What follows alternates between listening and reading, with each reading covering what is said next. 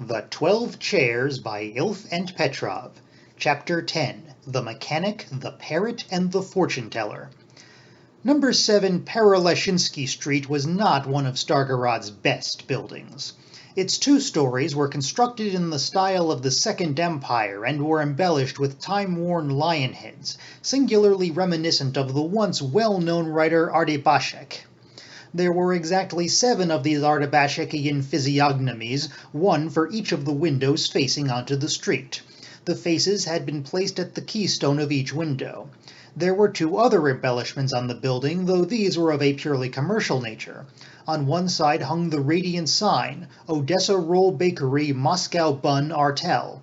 The sign depicted a young man wearing a tie and ankle-length French trousers. In one dislocated hand he held the fabulous cornucopia from which poured an avalanche of ochre-colored buns. Whenever necessary, these were passed off as Moscow rolls. The young man had a sexy smile on his face. On the other side, the Fastpack packing office announced itself to prospective clients by a black board with round gold lettering. Despite the appreciable difference in the signs and also in the capital possessed by the 2 dissimilar enterprises, they both engaged in the same business, namely speculation in all types of fabrics, coarse wool, fine wool, cotton, and whenever silk of good color and design came their way, silk as well. Passing through the tunnel-like gateway and turning right into the yard with its cement well, you could see 2 doorways without porches, giving straight on to the angular flagstones of the yard. A dulled brass plate with a name engraved in script was fixed to the right-hand door, V. M. Polasov. The left-hand door was fitted with a piece of whitish tin, Fashions and Millinery. This was also only for show.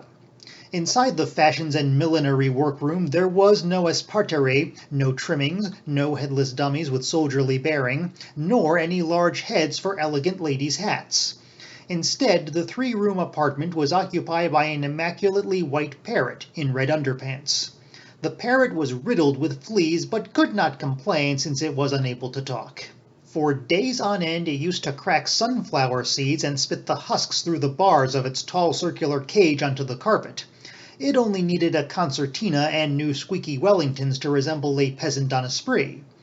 Dark brown patterned curtains flapped at the window. Dark brown hues predominated in the apartment. Above the piano was a reproduction of Boeklin's Isle of the Dead in a fancy frame of dark green oak covered with glass.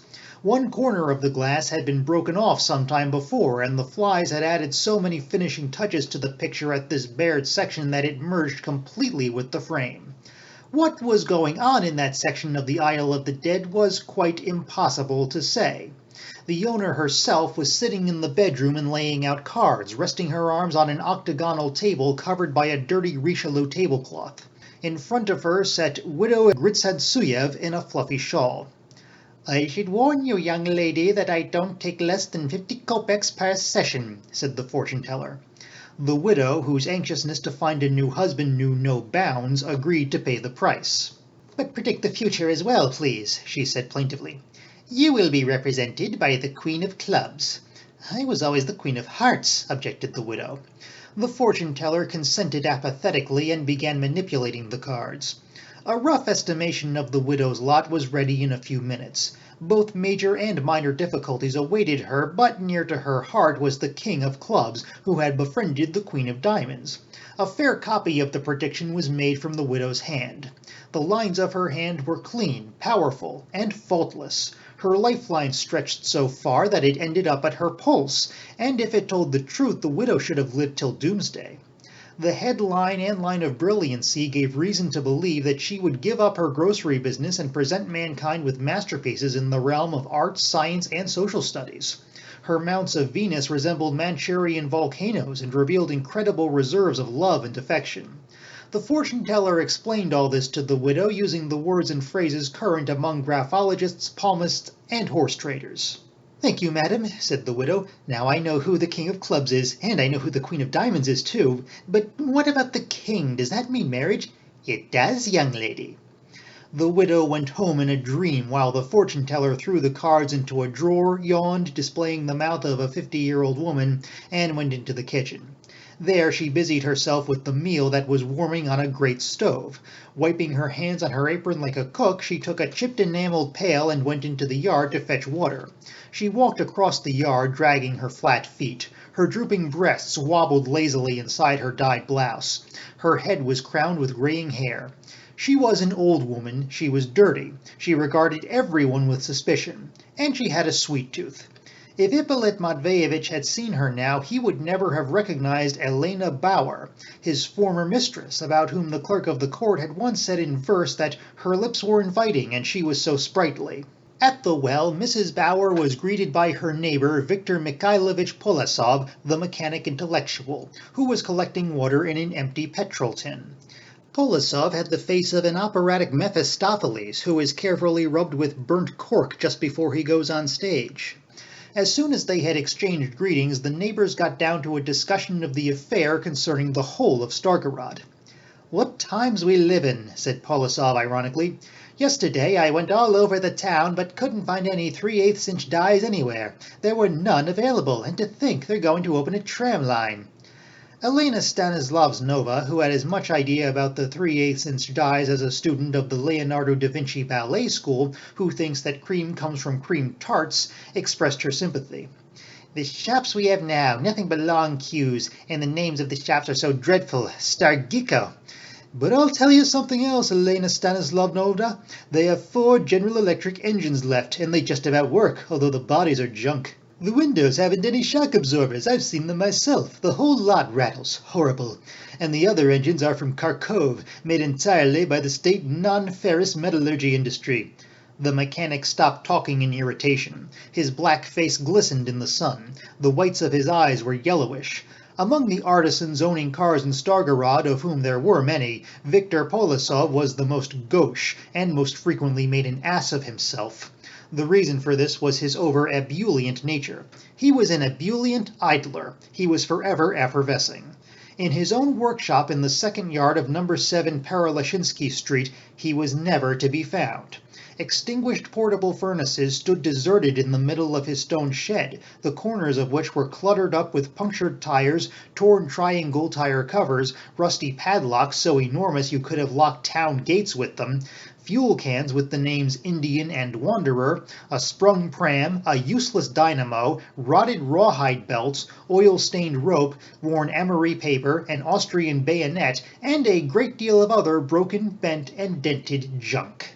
Clients could never find Viktor Mikhailovich. He was always out somewhere giving orders. He had no time for work. It was impossible for him to stand by and watch a horse and cart drive into his or anyone else's yard. He immediately went out and, clasping his hands behind his back, watched the carter's actions with contempt. Finally, he could bear it no longer. "Where do you think you're going?" he used to shout in a horrified voice. "Move over." The startled carter would move the cart over. "Where do you think you're moving to, wretch?" Viktor Polosov cried, rushing up to the horse. "In the old days you would have got a slap for that, then you would have moved over." Having given orders in this way for half an hour or so, Polosov would be just about to return to his workshop where a broken bicycle pump awaited repair, when the peaceful life of the town would be disturbed by some other contretemps. Either 2 carts entangled their axles in the street and Viktor Mikhailovich would show the best and quickest way to separate them, or workmen would be replacing a telegraph pole and Polosov would check that it was perpendicular with his own plumb line brought specially from the workshop. Or finally the fire engine would go past and Polosov, excited by the noise of the siren and burned up with curiosity, would chase after it. But from time to time, Polosov was seized by a mood of practical activity. For several days he used to shut himself up in his workshop and toil in silence. Children ran freely about the yard and shouted what they liked. Carters described circles in the yard. Carts completely stopped entangling their axles, and fire engines and hearses sped to the fire unaccompanied. Viktor Mikhailovich was working. One day, after a bout of this kind, he emerged from the workshop with a motorcycle, pulling it like a ram by the horns. The motorcycle was made up of parts of cars, fire extinguishers, bicycles, and typewriters. It had a 1.5 horsepower Wanderer engine and Davidson wheels, while the other essential parts had lost the name of the original maker. A piece of cardboard with the words "Trio Run" hung on a cord from the saddle. A crowd gathered. Without looking at anyone, Viktor Mikhailovich gave the pedal a twist with his hand. There was no spark for at least 10 minutes, but then came a metallic splutter and the contraption shuddered and enveloped itself in a cloud of filthy smoke.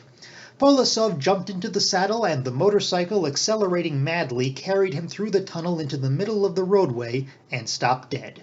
Polosov was about to get off and investigate the mysterious vehicle when it suddenly reversed and, whisking its creator through the same tunnel, stopped at its original point of departure in the yard, grunted peevishly, and blew up.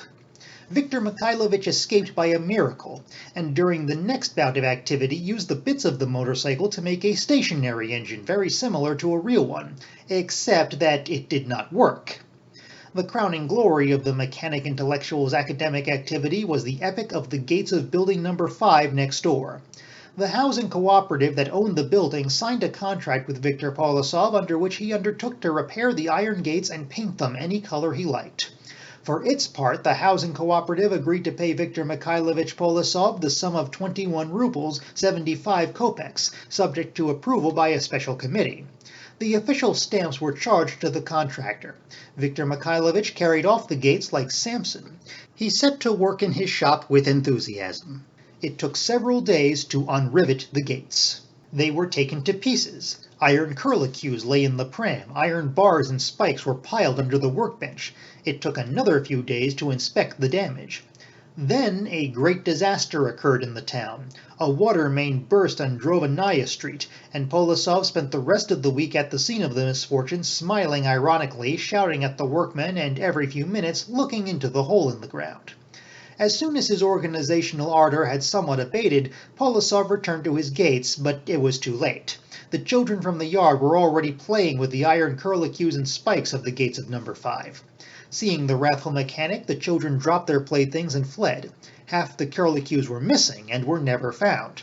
After that, Polosov lost interest in the gates. But then terrible things began to happen in number 5, which was now wide open to all. The wet linen was stolen from the attics, and one evening someone even carried off a samovar that was singing in the yard.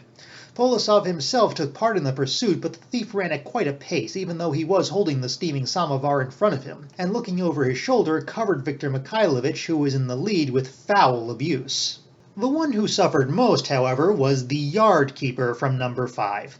He lost his nightly wage since there were now no gates, there was nothing to open, and residents returning from a spree had no one to give a tip to.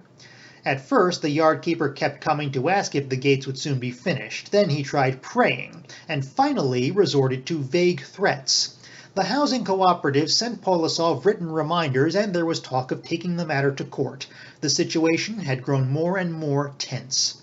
Standing by the well, the fortune-teller and the mechanic enthusiast continued their conversation. "Given the absence of seasoned sleepers," cried Viktor Mikhailovich for the whole yard to hear, "it won't be a tramway, but sheer misery." "When will all this end?" said Elena Stanislavovna. "We live like savages. There's no end to it. Yes, do you know who I saw today? Vorobianinov." In her amazement, Elena Stanislavovna leaned against the wall, continuing to hold the full pail of water in mid-air. "I had gone to the communal services building to extend my contract for the hire of the workshop and was going down the corridor when suddenly 2 people came toward me. One of them seemed familiar. He looked like Vorobianinov. Then they asked me what the building had been in the old days. I told them it used to be a girls' secondary school and later became the housing division. I asked them why they wanted to know, but they just said thanks and went off. Then I saw clearly that it really was Vorobianinov, only without his mustache. The other one with him was a fine-looking fellow, obviously a former officer. And then I thought..." At that moment, Viktor Mikhailovich noticed something unpleasant. Breaking off what he was saying, he grabbed his can and promptly hid behind the dustbin. Into the yard sauntered the yard keeper from number 5. He stopped by the well and began looking round at the buildings. Not seeing Polosov anywhere, he asked sadly, "Isn't Vic the mechanic here yet?" "I really don't know," said the fortune-teller. "I don't know at all." And with unusual nervousness she hurried off to her apartment, spilling water from the pail. The yard keeper stroked the cement block at the top of the well and went over to the workshop. 2 paces beyond the sign "Entrance to Metal Workshop" was another sign, "Metal Workshop and Primus Stove Repairs," under which there hung a heavy padlock. The yard keeper kicked the padlock and said with loathing, "Oh, that stinker!" He stood by the workshop for another 2 or 3 minutes, working up the most venomous feelings, then wrenched off the sign with a crash, took it to the well in the middle of the yard, and standing on it with both feet began creating an unholy row. "You have thieves in number 7, howled the yard-keeper. "Riff-raff of all kinds, that 7-sired viper, secondary education indeed. I don't give a damn for his secondary education, damn stinkard."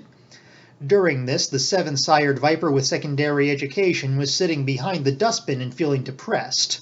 Window frames flew open with a bang, and amused tenants poked out their heads. People strolled into the yard from outside in curiosity. At the sight of an audience, the yard-keeper became even more heated. "Fitter mechanic," he cried. "Damn aristocrat!" The yard-keeper's parliamentary expressions were richly interspersed with swear words, to which he gave preference. The members of the fair sex crowding around the windows were very annoyed at the yard-keeper, but stayed where they were. "I'll push his face in," he raged. "Education indeed!" While the scene was at its height, a militiaman appeared and quietly began hauling the fellow off to the police station. He was assisted by some young toughs from Fastpack. The yard-keeper put his arms around the militiaman's neck and burst into tears. The danger was over. A weary Viktor Mikhailovich jumped out from behind the dustbin.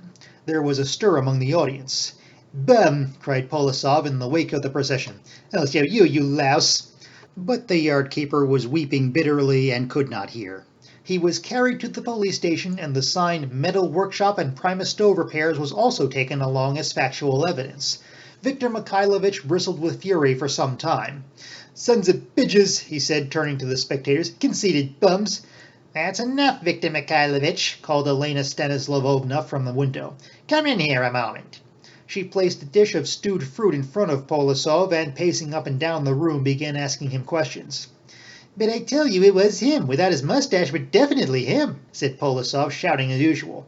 "I know him well. It was the spitting image of Vorobianinov." "Not so loud, for heaven's sake. Why do you think he's here?" An ironic smile appeared on Polosov's face. "Well, what do you think?" He chuckled with even greater irony. "At any rate, not to sign a treaty with the Bolsheviks." "Do you think he's in danger?" The reserves of irony amassed by Polosov over the 10 years since the revolution were inexhaustible. A series of smiles of varying force and skepticism lit up his face. "Who isn't in danger in Soviet Russia, especially a man in Vorobianinov's position? Mustaches, Elena Stanislavovna, are not shaved off for nothing." "Has he been sent from abroad?" asked Elena Stanislavovna, almost choking. "Definitely," replied the brilliant mechanic. "What is his purpose here?" "Don't be childish. I must see him all the same." "Do you know what you're risking?" "I don't care. After 10 years of separation, I cannot do otherwise than see Ippolit Matveyevitch." And it actually seemed to her that fate had parted them while they were still in love with one another. "I beg you to find him. Find out where he is. You go everywhere. It won't be difficult for you. Tell him I want to see him, do you hear?" The parrot in the red underpants, which had been dozing on its perch, was startled by the noisy conversation. It turned upside down and froze in that position. "Elena Stanislavovna," said the mechanic, half rising and pressing his hands to his chest, "I will contact him." "Would you like some more stewed fruit?" asked the fortune-teller, deeply touched. Viktor Mikhailovich consumed the stewed fruit irritably, gave Elena Stanislavovna a lecture on the faulty construction of the parrot's cage, and then left with instructions to keep everything strictly secret.